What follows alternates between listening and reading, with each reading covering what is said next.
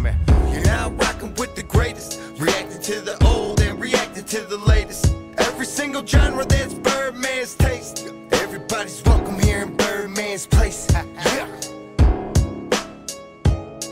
What's shaking, bacon? Birdman here. Welcome to my place. As always, thank you for stopping on in. Ladies and gentlemen, you have tuned in to yet another reaction/review video. We're gonna dig right in, but first things first, I'm gonna need you to do something for me. Follow me on twitch.com/birdmansplace for all of my live streams. They're the lifeblood of this channel. They're a marathon and we have a blast. Secondly, ladies and gentlemen, I'm gonna need you to go ahead and relax. Take your shoes off, kick your feet up, and enjoy. Because we gonna have some fun today. Now, I'm excited about this. I don't know a whole lot about it. I've just been told that it's funny. And I could use some funny right now. I've been doing a lot of reactions tonight, and it's been emotional. It's been emotional. So we're gonna get this started. And again, I don't know a whole lot about these. I don't know what they're gonna be about, but this is it says, hold on. It's a bunch of reels is what it is. And it's called The Reels Megillah, aka the Book of Esther. Okay. Sounds biblical, which I enjoy. So let's get started. At this point, ladies and gentlemen, there's really only one thing left to do.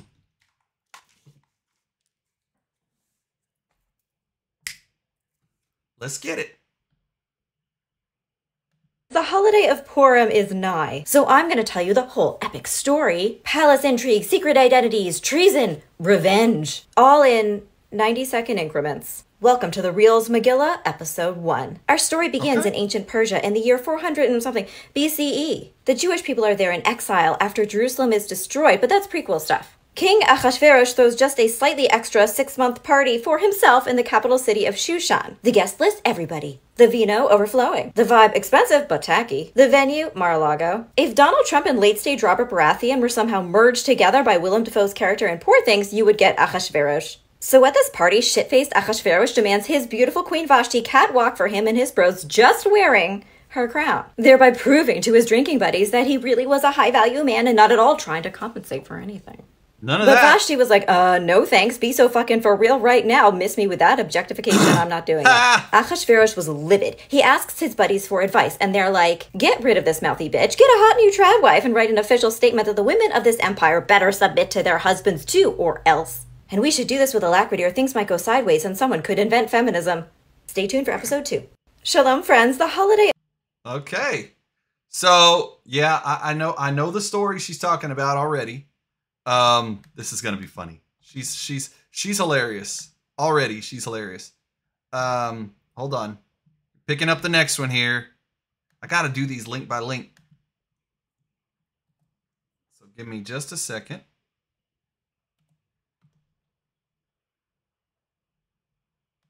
Episode 2. Queen Vashti has been disappeared by Ahasuerus. Definitely sus. Not even a photoshopped image of her has emerged. He sends his sycophant squad all across Persia to bring all the baddies with 0 body counts to the capital. He's gonna pageant pick Shushan's next top model queen. One of these is a Jewish girl named Hadassah, a beautiful orphan with main character energy, thereby perfectly qualifying her to be either a Disney princess or a queen of Persia. She definitely did not volunteer as tribute to go to Shushan, but she has no choice. So her cousin Mordecai is the leader of the Jews in exile, and to try and keep her safe, he warns Hadassah not to tell anybody that she's Jewish.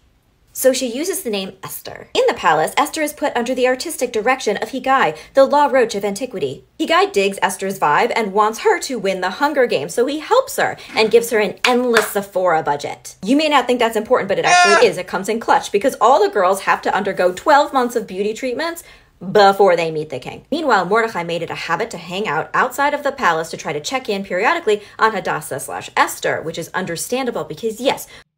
Absolutely love that all this stuff happened. All this stuff happened. This is all part of the story, but she's taking it and modernizing it. It's pretty great. I'm really digging this. All these girls have pretty privilege and they live in the palace, but the thing was that each woman in turn is brought to the king at night for a test run. Out of all of the women, Esther is the most charming and the most beautiful and probably also the funniest, and so she becomes the king's favorite. So he goes ahead and crowns her as queen in Vashti's place. Through it all, she never tells anybody that she's Jewish. She remains silent and silenced. Stay tuned for episode 3. Okay. Getting episode 3. Looks like there's 8 of them.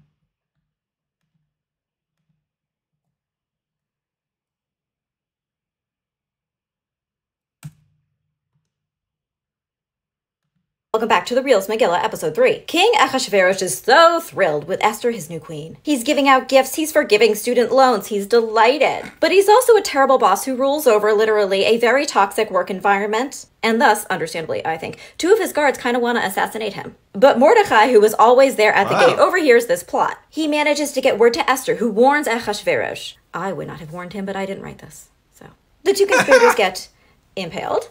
And this whole incident was documented in the palace vlog. Meanwhile, Achashverosh has promoted one of his advisors named Haman. The worst. And the king commands that everybody bow to Haman. This is problematic because hashtag as a Jew, Mordecai can't bow in front of idols. And Haman was wearing a massive idol on a chain around his neck. Idolatrous bling. Haman is a real snowflake. He's so triggered by this one Jewish guy named Mordecai not bowing that he decides the solution to this is just, you know, get rid of all the Jews. Haman casts lots to figure out what's the best day for that and lands on the 13th of the month. People weren't very smart. A lot of people weren't very smart back then. Let's just be real. I was 8 years old when I learned that there was a group of people in your kingdom who keep their own laws. They clearly aren't obeying your laws because they simply won't simp for me. Let's do a purge day and kill all of them. I'll pay for it, my treat. Achashverosh is like, say less, and hands over his signet ring.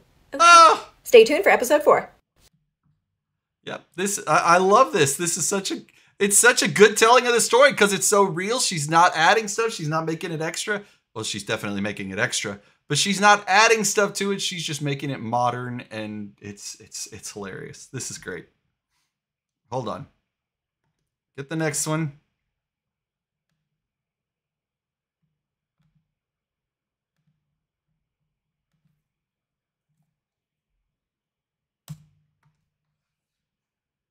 The Reels Megillah, episode 4. Haman sends out his murder memo to every province in the kingdom. The purge is scheduled for the 13th of Adar and participation is mandatory. Word reaches Mordecai and he and the rest of the Jewish community, they're shook. They're rightly shook. He tears his clothes. He puts ashes on his head in mourning. Esther messages Mordecai like, what the fuck is going on? Because she does not get breaking news alerts inside of the harem. Mordecai responds and tells her all of the ways in which Haman is the reason God invented the middle finger. But then he's like, okay, now's the time to stage an intervention with the king and tell him you're Jewish. Esther replies, quick reminder, anybody who is entering the king's presence without being summoned has a 99.9999% chance of death.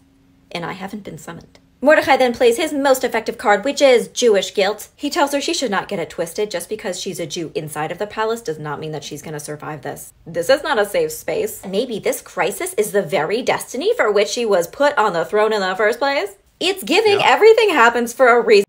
That's what it is. God put her in this position. This was her tribulation. This was her trial. Which just never say that. Especially to a woman who might be murdered imminently by an intimate partner, but I digress. Esther knows her situation is extremely dire, but she also understands the assignment, and that is to try and save everybody else. She orders Mordecai and the Jews of Shushan to fast and pray for her for 3 days, because it's literally time to do or die. Stay tuned for part 5. Literally time to do or die.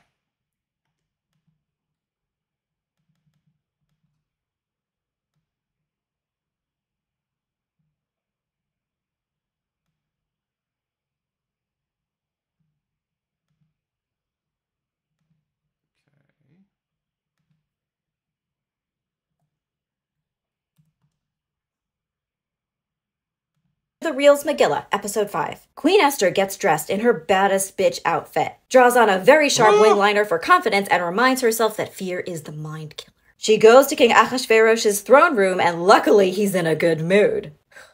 Instead of flipping his shit, he extends his scepter to her. And he's like, what do you need? Half my kingdom? You can have it. Talk about whiplash. This guy has 2 modes, the death penalty or massive gifts. Esther, very wisely, says she's just there to invite him and Haman to a special dinner party she's making for them. Achashverosh is like, oh my god, I love parties. Which, duh, she knows that. At dinner, he's so enchanted that he asks her again to tell him what she wants, what she really, really wants. Esther gives her humble request that they come back tomorrow night for round 2. It's a 2-night party. Haman is gloating like not me being a VIP when he walks outside and sees Mordecai. And as usual, Mordecai is just scrolling through his phone and pretending not to see him. Haman goes home for a good bitch sesh with his wife, Zeresh, who is indeed a bitch, and all of his friends. What to do? Mordecai is just ruining Haman's villain era. Zeresh and his friends are like, that's an easy fix. Just go to the king and ask him if it's okay to impale Mordecai.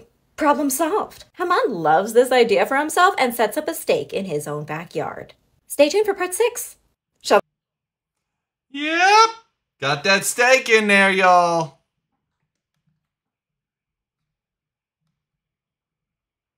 You're gonna try and get him impaled. What is gonna happen? If you read the Bible, you already know.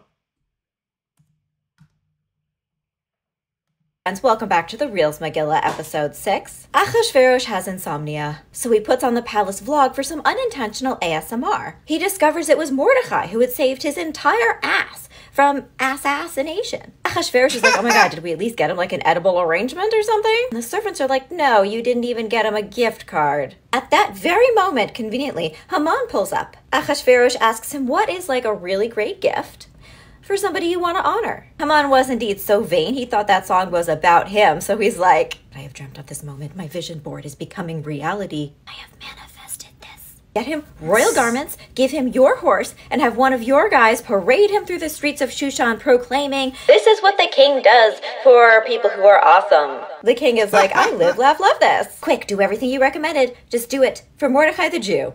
Haman has to lead Mordecai around the city on that horse, saying, this is what the king does for those he wants to honor. Yay. After this mortifying incident, Haman slunk home and had a little mentee bee because it was the worst day ever. But he didn't have a lot of time for self-indulgent wallowing because he had to go get ready for Esther's second feast. The king is so happy at this party of special magnificence. He asks Esther once again, what can I get you? Haman's horrible day is about to get a lot worse. He fucked around, and he's about to find out. Esther says, there is a man who is trying to kill me and my entire people. Stay tuned for episode...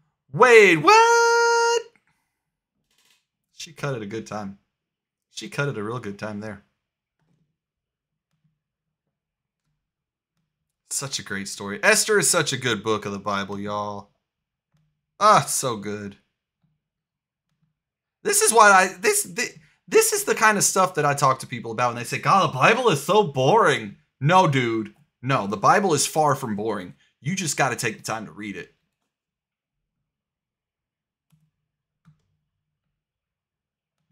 Back to the Reels Megillah, episode 7. King Achashverosh, with the self-awareness of dental floss, tells Esther to name and shame who would dare try to kill her and her people. Esther pivots dramatically to Haman and says, Shalom, enemy.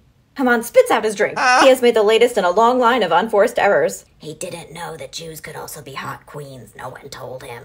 Like the witch king of Angmar at the Battle of the Pelennor Fields, Haman suddenly realizes that a woman is going to bring him down.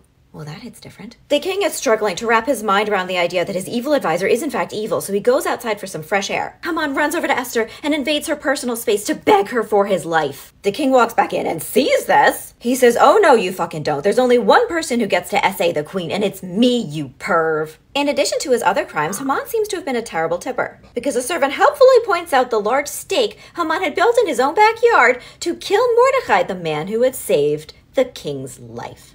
Fast and furious Shushan Drift, the king takes back his signet ring and orders Haman to be impaled on that stake instead. Gruesome, sure, but I'm not mad at it. Esther knows that when you play the Game of Thrones, you either win or you die. She must still embody the role of a perfect, dutiful, subservient wife in order to get Achashverosh to take action. She begs the king to override Haman's order, because the Purge Day was still on the calendar. Stay tuned for part 8.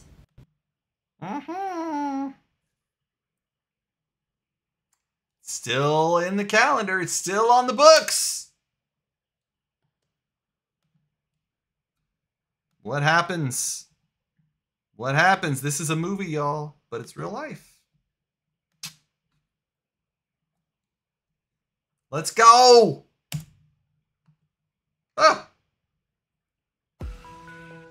Conclusion. It turns out the king can't actually annul Haman's evil decree because he himself had co-signed it. Achashverosh thinks really hard, which is actually something he has zero prior experience doing. He tells Esther and Mordecai they can write a follow-up edict to the entire kingdom on his behalf. As not per my previous email, if anyone attacks on the 13th of Adar, the Jews are allowed to make good on Liam Neeson's speech from Taken. But worse, have you heard about the space laser? Some people decide they do not want that smoke. They're like, oh my god, I would never hurt the Jews. Some of my best friends are Jewish. Let me just quickly delete these posts on 4chan real quick. But plenty of Haman stands went ahead with his OG final solution, shit. There were bloody and brutal battles all across the kingdom, all filmed in slow-mo by Zack Snyder. The 10 grown-ass complicit sons of Haman were also impaled, including Haman Jr. and Eric. The Jews had flipped the script against all odds, turning defeat into survival. And the day after they celebrated, but not for 6 months. That would have been uncouth. Speaking of uncouth, Achashverosh needs somebody to hold his hand or else he will short-circuit, so he promotes Mordecai to be official king babysitter. A step up from his previous job description of unidentified man who lurks at gates. Mordecai and Esther establish Purim, a holiday for charity, for gifts, and for retelling the story in 90-second increments. Chag Purim Sameach, everybody! This story tells of Queen Esther's bravery in saving her people, but she herself was not saved from marital captivity. May we do better for our loved ones in our own real lives and stories. Hashtag free Agonaut and all those held unjustly wherever they may be. May we celebrate their own freedom with them soon. Beautiful. That was cool. I loved it. I don't know how long that took, but you know what? That was really, really cool. I wasn't even paying attention to how long it took because I was into it. I was digging that. Very, very cool. Ladies and gentlemen, I hope you enjoyed that story as much as I did. I love stories. That was really, really cool. I really enjoyed it. Follow me on social media. My links are right down here. If you'd like to be a member of the flock on Patreon, get some exclusive content, videos you won't see on the channel, videos YouTube doesn't want you to see that they blocked, those are on there. You can get early access to my videos. You can get your request shot at the list faster. You can get 10% off of merchandise. You can be there for Turn It Up Tuesdays. We have a lot of fun. Movie nights, comedy nights, wrestling nights, video Q&As with artists, video Q&As with other YouTubers. It's an absolute blast. I film all my reactions live with the flock. Come be a part of it. Come check it out. Information up here. Link in the description below. Like, share, subscribe, pass me around. Let's grow the Birdman Fam. Birdman Fam flock, I love you guys. I mean it. I'm going to see you on the next one. All right, much love. Peace. What's shaking, baby? Birdman here. If you like this video, go ahead and become a member of the Birdman Fam by hitting that subscribe button and that notification bell. Also, make sure to watch the videos on this screen as well as the playlist I put together. You can also become a member of the flock, get some behind-the-scenes fun, early access, and your request shot at the list faster. Check that out as well. Birdman Fam flock, I love you guys. I'm going to see you on the next one. Much love. Peace.